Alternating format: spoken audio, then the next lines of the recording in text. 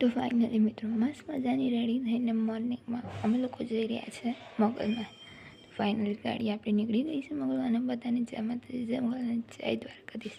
ત્યાર પછી આપણે લીધું મેડીમાનું મંદિર.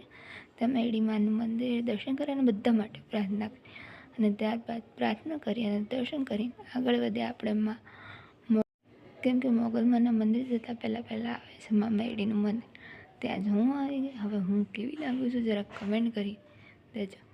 ત્યાં જ ફાઇનલી આપણે મંદિરે પહોંચી ગયા અને ત્યાર પછી આપણે કરી લીધું દર્શન અને તમારા બધા માટે બી કરી લીધા અમે લોકોએ દર્શન. તો કમેન્ટમાં જય મોગલમાં લખવાનું ભૂલતા નહીં.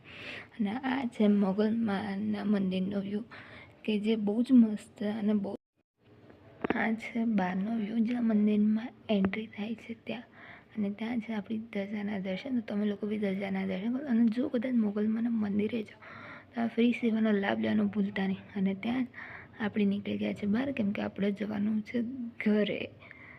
અને જો કદાચ તમે બગોદરા હાઈવે સાઈડ જતા હોવ કે કદાચ ભાવનગર સાઈડ જતા હોવ તો આ મંદિરની મુલાકાત લેવાનું કેમ કે આ મંદિર હાઈવે ઉપર છે.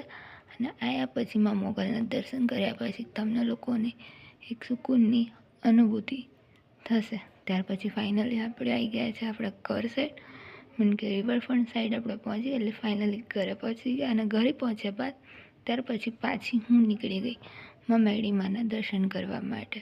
અને ત્યાં જ મેડીમાના દર્શન ખાવા. તમને મારો બ્લોગ કેવો લાગ્યો કમેન્ટ કરજો અને લાઈક શેર ફોલો કરજો. જય માતાજી જય મોગલ જય દ્વારકા.